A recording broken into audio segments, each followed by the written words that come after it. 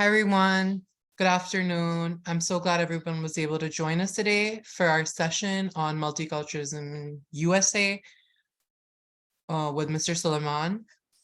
Marshall, could you go to the next slide, please? Hi. So just a little bit about us, who we are. My name is Zain Ali. I'm an Education USA advisor at our Islamabad office in Pakistan. And just a little bit about what EducationUSA is. EducationUSA is a global network under the US Department of State, made up of over 425 international student advising centers in more than 175 countries. We are your official source to US higher education through EducationUSA advisors, working with advisees to provide updated, comprehensive, and unbiased information on higher education in the US. Masha, could we go to the next slide? So what is, in Pakistan, we are part of USEFP, which stands for United States Educational Foundation in Pakistan, which is also the Fulbright Commission in the country. USEFP promotes mutual understanding between the people of Pakistan and the people of United States through education, educational culture exchange. We have offices in Islamabad, Lahore, and Karachi, but we're available to any student throughout the country virtually as well. So you can connect with us that way. And other than Fulbright, we also have a prometric testing center where you can give your GRE, TOEFL, your SAT. Okay, next slide. So now I'm just going to take some time to introduce our speaker for today, Mr. Sulaiman. Sulaiman is a Foreign Service Officer currently serving in Islamabad, Pakistan since November 2022. Before that, Sulaiman worked for the US Embassy in Jakarta, Indonesia. And prior to joining Foreign Service, Sulaiman worked as a civil servant in Washington, D.C. and supported the Middle East and North Africa Bureau. He speaks Bahasa Indonesian, Dari, and Farsi, and is a graduate of George Mason University and American University. Sulaiman is originally from Kabul, Afghanistan, and grew up in Northern Virginia. He enjoys eating different food, traveling, and spending time outdoors. I'm now going to hand over the presentation to Sulaiman.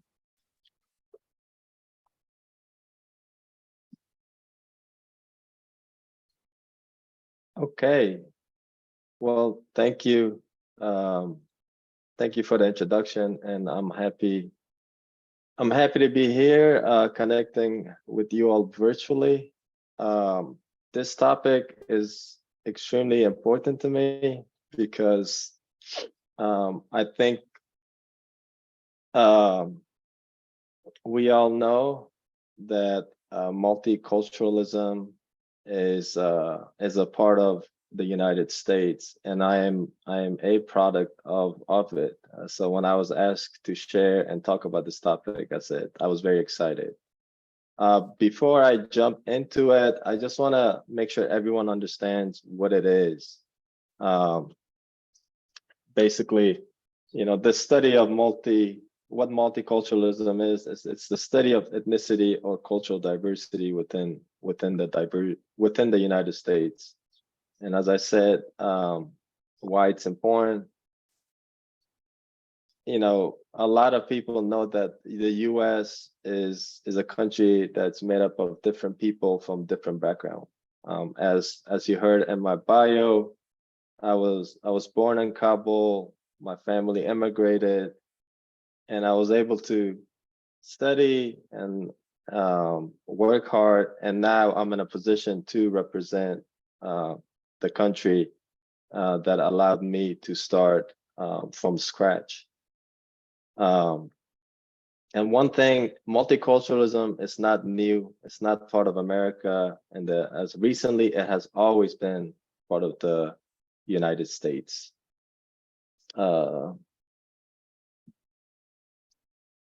Are you able to change slides? Can we go? So as I mentioned, culture. What is culture? It's the behaviors or beliefs characterized by a particular social, ethnic, or age. That is the definition of culture. And culture is very visible for anyone who has visited the US for tourism, for higher education, whether it's a bachelor's or master's, or for those who emigrate to the US and they start a new life, once they arrive, most of the time they're surprised to see how diverse the US is and how many cultures from all around, all different backgrounds, including cultures from Central Asia. That includes Afghanistan, Pakistan, and so on. Next slide, please.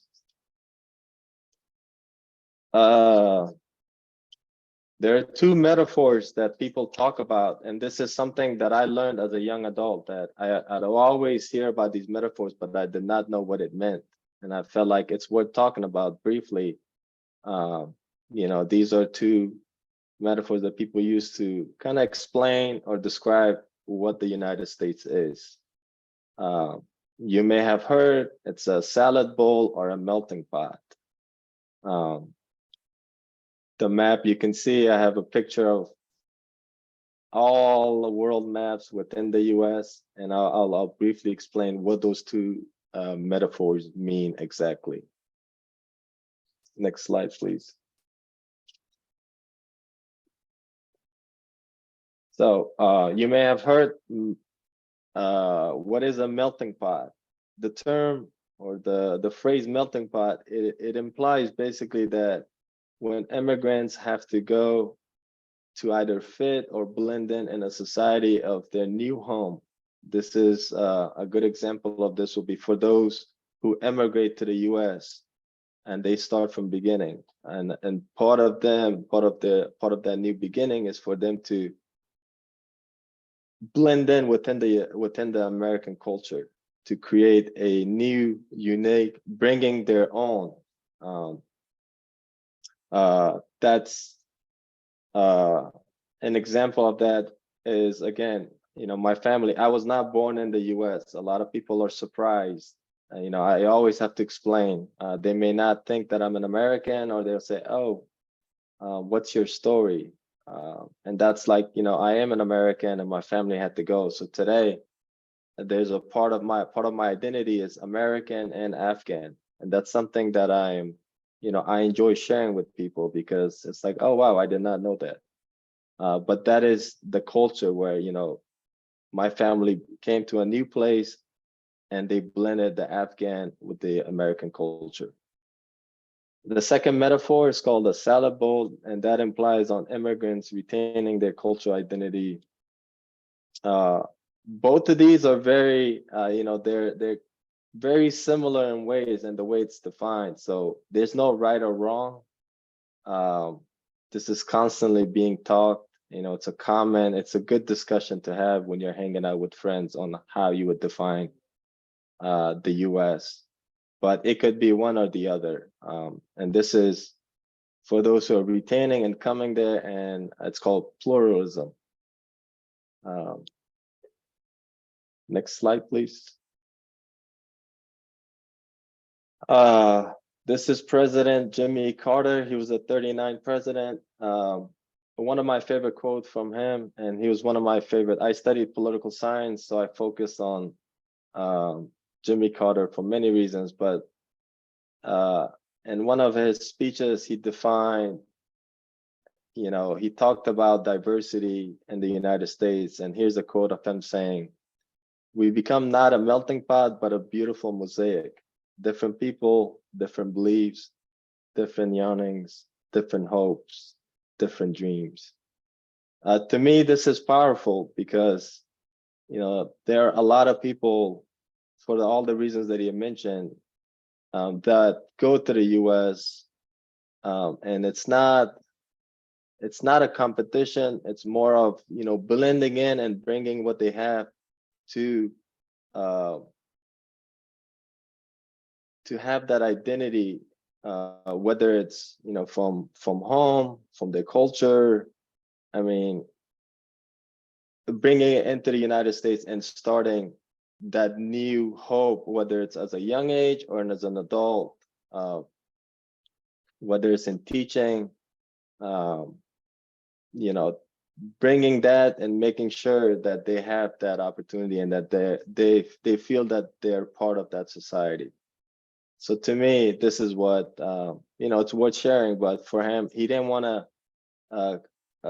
create us versus them or one versus the other. He said it's a beautiful mosaic, meaning a combination of two worlds. Next slide, please. A little bit about the United States, and for those who have already been to the US, you may already know that, you know, almost every culture has a place in the US, and it is very visible, whether it's you know, the Italian culture. You're looking at a picture of Little Italy. It's in San Diego. This place, this is not the only place where you can go get a glimpse of Italian culture, but it's an entire place in a big city like San Diego where Italian culture is there. You know, it's not one restaurant. There are many restaurants. There are many people who are there, you know, to experience. And these are Italian Americans. These are not Italians who have, you know, these are Italian Americans who have immigrated to the US and started life, and now they have a placehold. But, you know, places like this are readily available throughout the US. San Diego is one of my favorite places where I go for vacation, and that's why I shared this picture. Next slide, please. To continue, these are just examples. So there's for those who have been to New York or who are interested, you can go to New York City and visit Chinatown. Again, this is where a big Chinese community, Chinese Americans who are there, who have started, you know, brought their identity into the United States, and now we have a place that's called Chinatown, and you can find any type of Asian cuisine, traditional Chinese food, Chinese noodles. I mean, you name it. It's a really fun place to go, and I extremely highly recommend, you know, for those who are interested, to visit Chinatown when they visit the United States. Next slide, please. Arab Town. This is a picture of Detroit, Michigan. You know, Detroit, Michigan is the largest community in the United States for the Arab Americans, and the largest mosque in the United States is in Detroit, Detroit, and also in Dearborn. This mosque is in Dearborn. You know, Islam is extremely visible in this part of the country. Dearborn is a fascinating place. At times, for those who go for the first time, they feel like they're in a Muslim society. And you know, Islam has a big role in the United States. Islam is part of America. But you know, for those who don't know, it all ties to this topic of multiculturalism, where the US is a very diverse society made up of different people, different faiths. And again, it's visible. It's a big country, and it is worth taking time to go to these places. So again, the pictures that I'm showing, these are the places that I've been, and I've experienced it firsthand. And I think, you know, that is something, you know, you can hear and read about places, but it's different once you visit them and get that firsthand experience. Next slide, please. So those are just a few examples of major places. The one thing I do also mention, in my bio, I attended a public university where I did my bachelor's in government. And the university that I went to is in Northern Virginia. It's a public university called George Mason. And you can see this is just a screenshot on how diversity in general is part of this university. It's the way it recruits, it focuses on diversity. And this is just one example. Generally speaking, many universities and big or small, they embrace the concept of diversity in culture. And most universities, the diversity is part of their initiative, and they also focus on recruitment. So for international students, it is worth doing some research, and because a lot of these schools have opportunities for international students to come to the United States to study. And a lot of times they have specific opportunities such as scholarships or additional funding to attract international students. Yeah, next slide, please.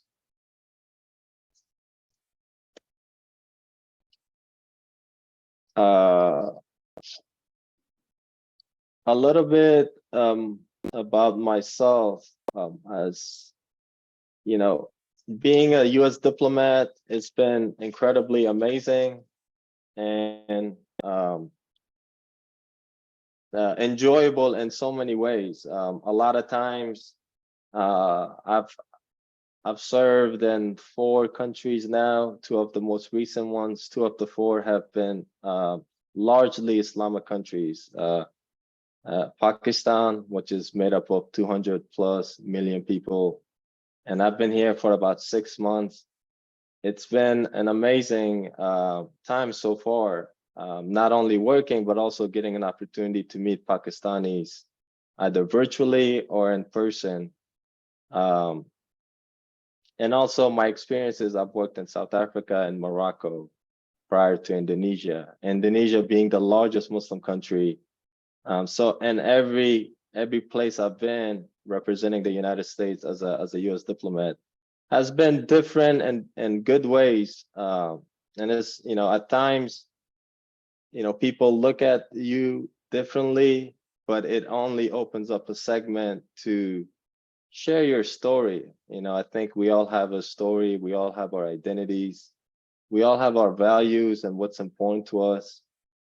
So this job for me has been special because I've been able to share that story of, my American story of, a young boy emigrating to the US, working hard, and, getting the opportunity to represent the country that that allowed him, that gave so much to him. And now I'm able to pay it back to the United States, representing, and with the hopes of expanding U.S. relations with Pakistan and so forth. So as a consular officer, my job is to interview people who are interested in wanting to go to the U.S. I interview applicants who want to move to the U.S. I interview applicants who are interested in wanting to go to the US for tourism. I also interview applicants for those who want to go study in the US, whether it's for undergraduate studies or master's. And you may already know, if you have been to an embassy, there are officers and you may see different faces. A lot of times in my experience so far in Pakistan, most of the applicants, they're like, a common phrase that I hear every day is they want to speak to an American who speaks Urdu. I don't speak Urdu, and I am an American, but for them, to see them in my salwar kameez on a Friday, I look very Pakistani. When I was in Indonesia, I looked very Indonesian. When I was in Morocco, I was very Moroccan. So for me, I always have to say, yes, you are talking American officer. But again, for me, it's a good segment because I get to share that part of U.S. diversity, and I embrace it. And I do that so that I want people to have that view of the U.S. Maybe they see themselves wanting to go in the U.S. or learn things that they may not know or they may see on TV. A lot of times what we watch or what we hear about a country is not based on facts. It's either based on movies, or we hear it from other people. But when you experience it firsthand, or when you talk with someone, it's a different experience. And I hope that, you know, opportunities such as this event kind of dispel the misconceptions of the US. And I hope that Pakistanis have a better understanding of what type of society the United States is, and that the US is made up of people from different backgrounds, including Pakistanis, including Afghans, including Asians. So I am just one example. There are a lot of people, you know, who share the American identity. And the beautiful part about it is I can say that I'm a Afghan American or I'm a Pakistani American. That's a very powerful thing when you think about it. So your identity is, you know, your identity, your faith, the things that you embrace and you value, they are part of you, and you can implement that as an American.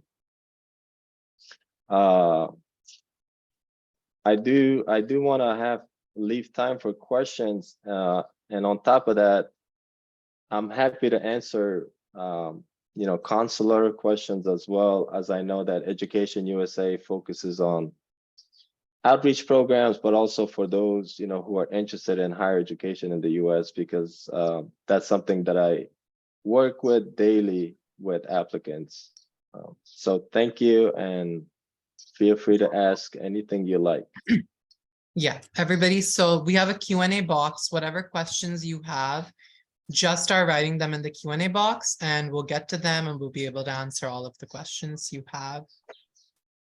And like Sulaiman said, he's also a Consular Officer. So any student visa related questions you guys have, please put them in the Q&A box. Feel free to ask them.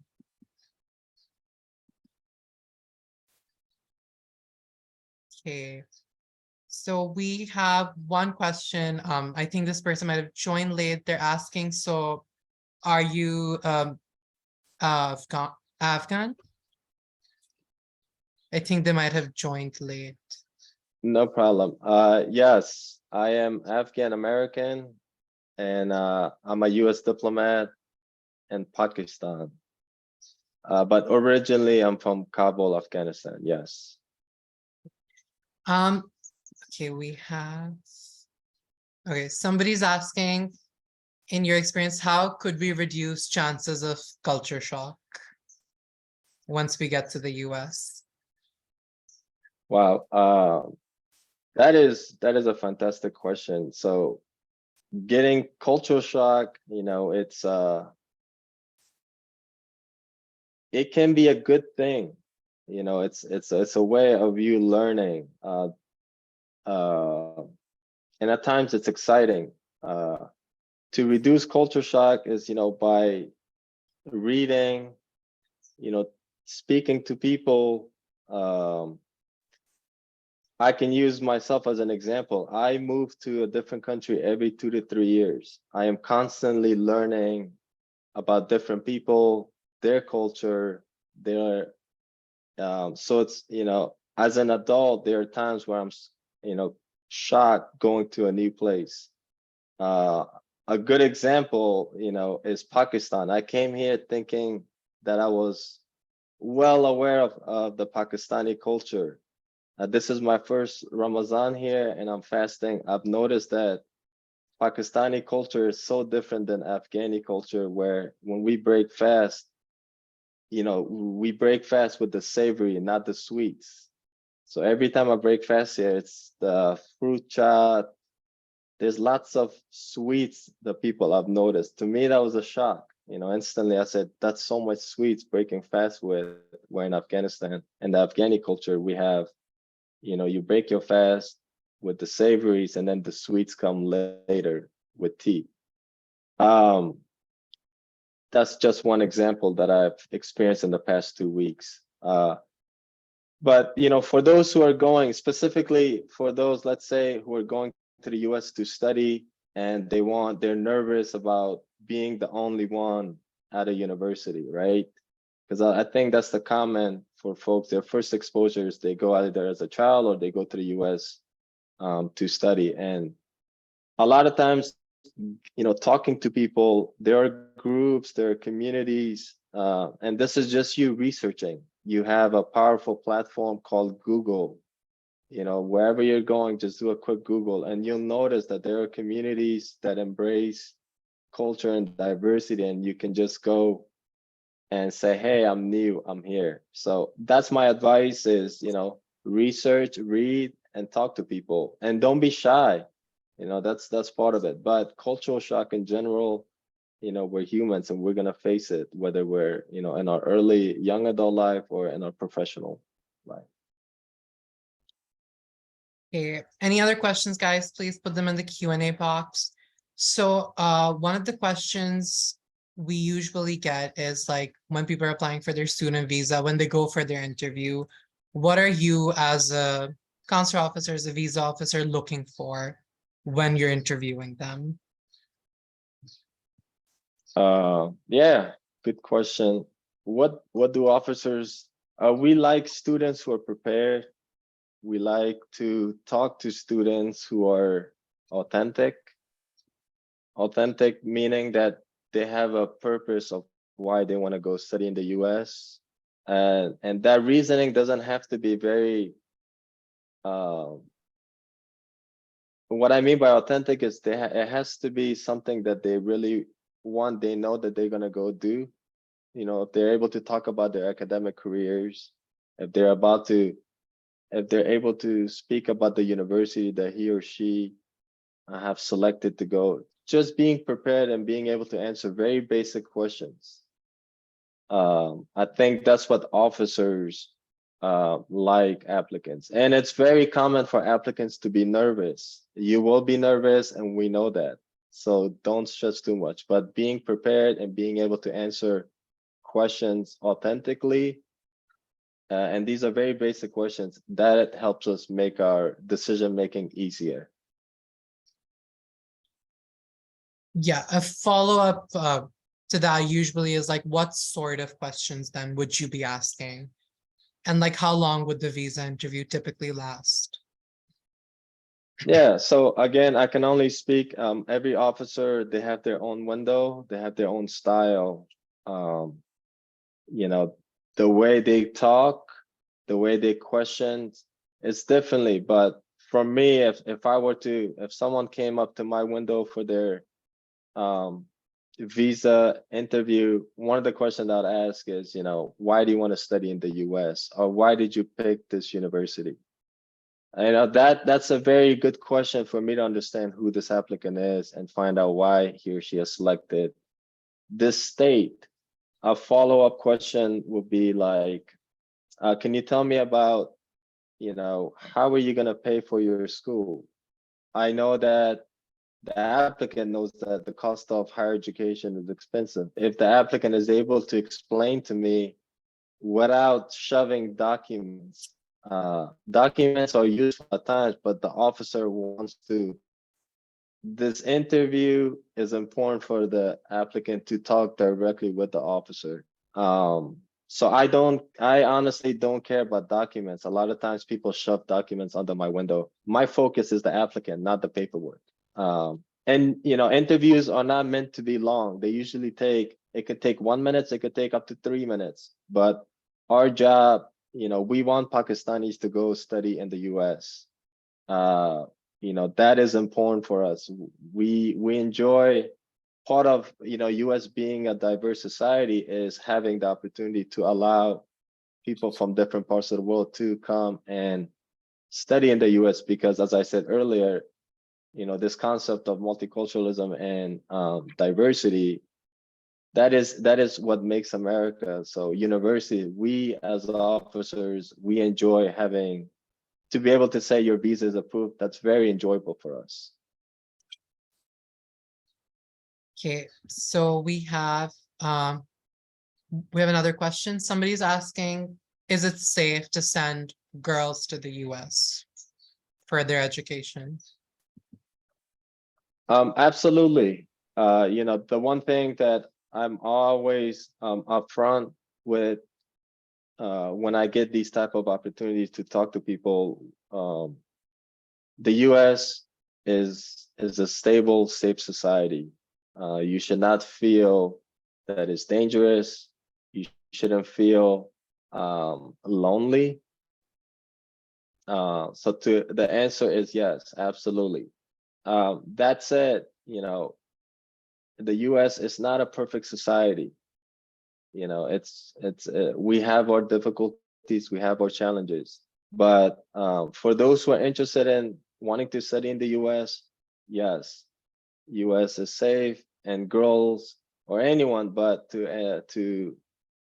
answer the question, yes, girls should absolutely feel safe to visit the US. May I ask, just to follow up on that question, can you, what do you mean, what type of fears do people are when they say, can girls go to the US? Can you expand on that? Yeah. Whoever asked that question, just use the Q&A box again to just expand on what exactly is the chief fear. And everybody who's raising their hands, just use the Q&A box and put down your questions and we'll get to them as well. One other questions we usually get from a lot of students and like advisees is that what does diversity on a US campus look like, on a US college campus? Yeah. I mean, I went to a public school. I also went to a private school, George Mason and American University in Washington, D.C. Life on campus, usually, you know, US universities are made up of international students. So it's very diverse. And the campus, these universities, they focus on educating the campus community, you know, about different cultures, traditions. So you have, you know, like International Day, where you'll find foods from different parts of the world. You know, if you have Pakistani students, you'll have a Pakistani table representing Pakistan. If you have international students from South Korea, you'll see. And majority of US have these activities or these team days, you know, as part of the life on campus to allow others to understand and have a stronger community. So, and they're visible, you know, whether you go to a small college, a big college, a public college, or a private. It's very visible. And I think US universities, it has gone a lot better as part of their efforts to make sure that international students feel welcome and that they have a place. There should be no fear of being isolated. There should be no fear of not being wanted. So it's definitely part of the community, and it's very visible. That I can say for sure. Perfect. Everybody who ever has a question, please put it down in the Q&A box and we can answer it. A common question we also get usually is that what happens, how long would it take if somebody gets a student visa, they go for their interview, then it goes into administrative processing. Is there like a fixed deadline, or is it on a case-by-case basis? Like in how many days, weeks will they hear back about their student visa then? Yeah, good question on administrative processing. That all depends.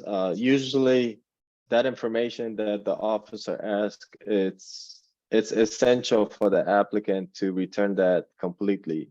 Once they have submitted that, we just ask for applicants to be patient. A lot of this stuff requires our time. We need time at the embassy to review stuff.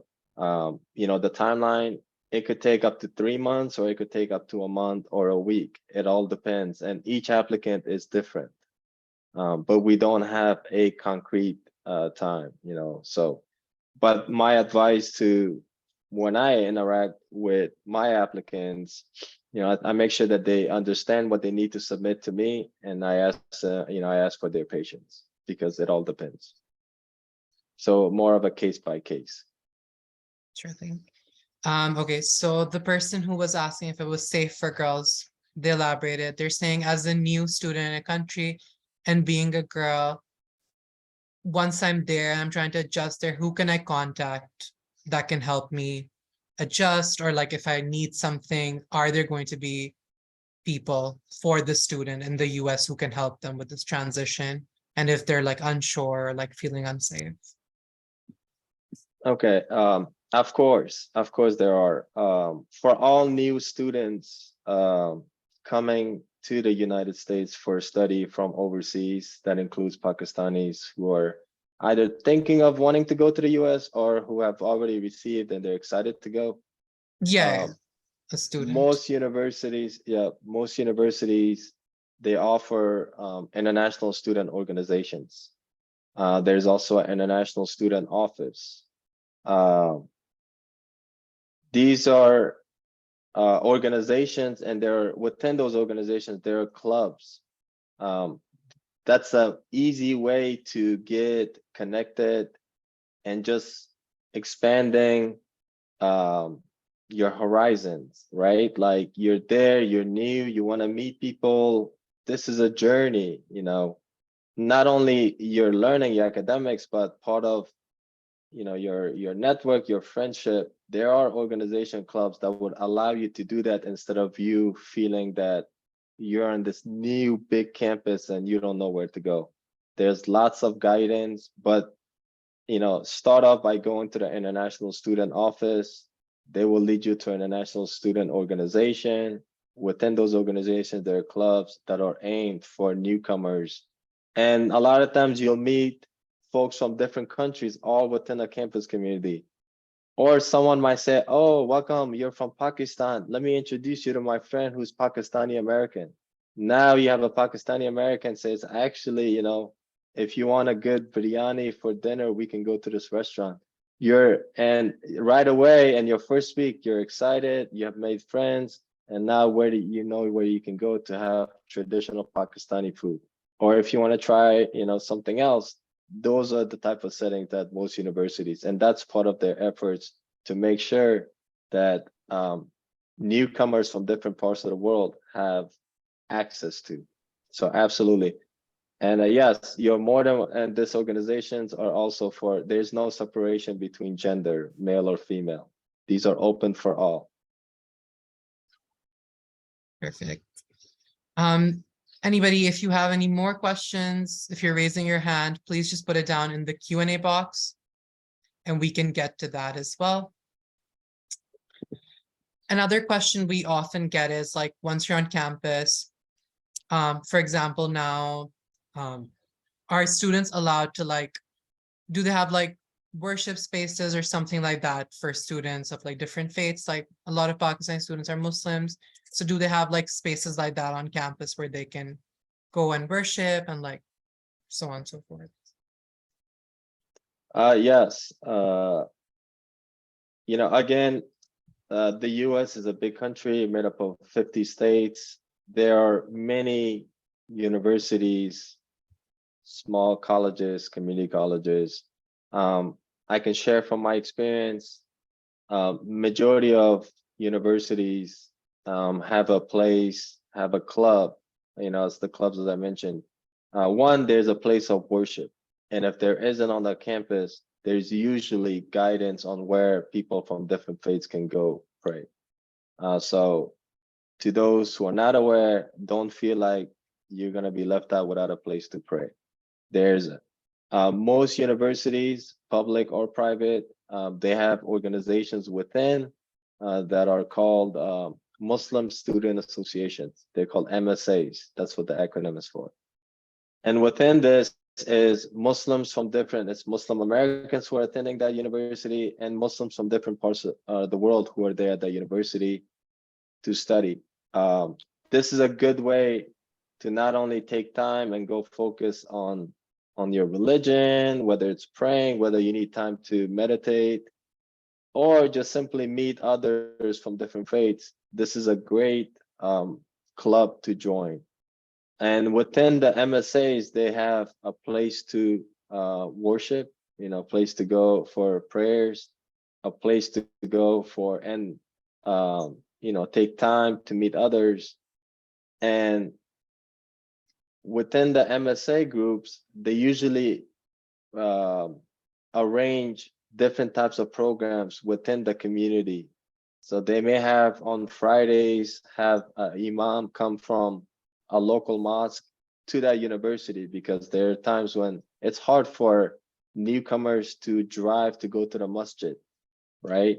So there are universities that, within the MSAs, they coordinate with local mosques to have an imam or a preacher come to that university on that day so they can have a Jummah prayer. Those are common, and it all depends on how much effort that applicant puts. And they're all visible. You'll hear about them. Your Muslim friends, whether they're Pakistani or Afghan or Moroccan, they will invite you. Oh, you're Muslim. You want to come to the Jummah prayer with me? Sure, let's go. Yeah, so Muslim student associations do a great job of allowing for all of that to happen for Muslims who are interested in the U.S. Higher education. Okay. So currently we're like it's April, we're going into May. A lot of people have received like acceptances for their undergrad program or their master's programs, and now some of them are waiting to get their I-20s. So most programs are going to start like late August or early September. When do you advise them to start applying for their visa? Like, what should their timeline look like? Like, how many days before? I think people should be applying right away. The visa wait time is long. We are working hard to schedule F1 applicants who are wanting to go to the US, but my advice is apply early. So once you get your I-20, once you're set, go ahead and apply for the visa. Perfect. Yeah, fall, it's summer, and then fall is around the corner. So yes, this is a good time to start applying for that visa interview. Anyone, if you have any questions, please put them down in the Q&A box. And another question we sometimes get is that do US universities, do they give holidays for Eid and other religious events, or does it depend on each, or does it depend on each university? That's a good question. I think it depends on what state. I'm aware that some states are making, so we have a federal government, and then in the states they have their own federal government with federal holidays, and then there are states who have, some states have recognized major holidays such as Hanukkah, Eid, and so forth. So it all depends on what state and university is located within. I know the state of New York has officially recognized Eid al-Fitr as a national holiday. So universities,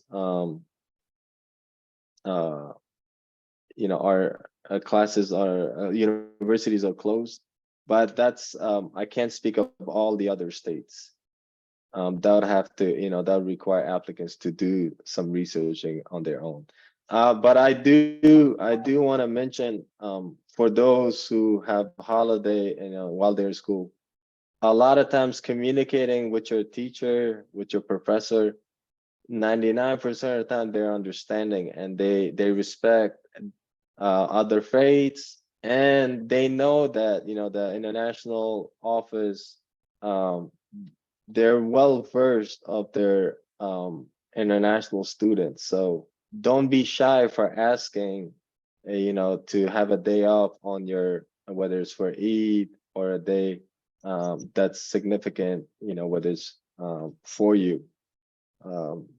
That's I think anyone that has been to the US who have studied, they've come to know that a lot of stuff people are understanding and their word, you just have to take the time to let them know.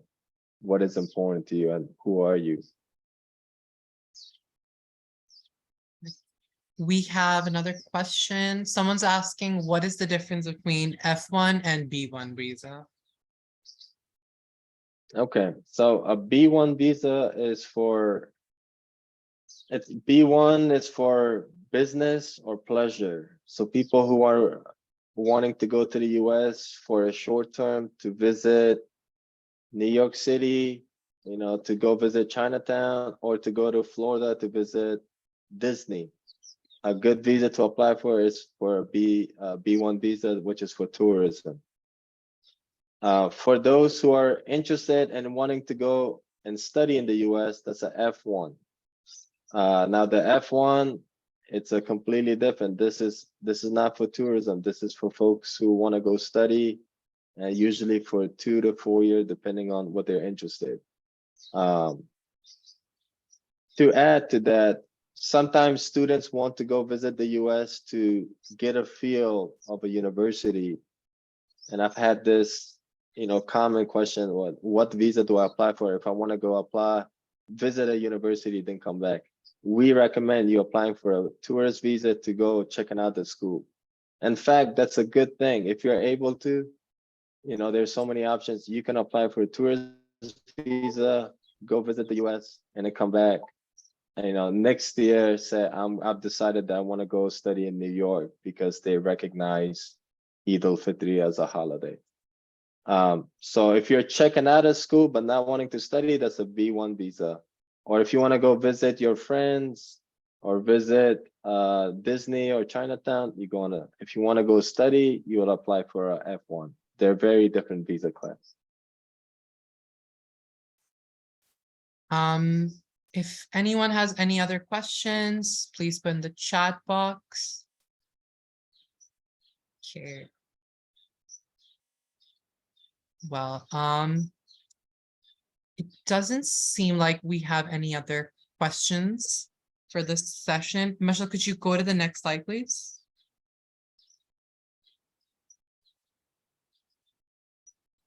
Yeah. So first of all, I would just like to thank Mr. Sulaiman for taking time out today and joining us for this session. This was really informative.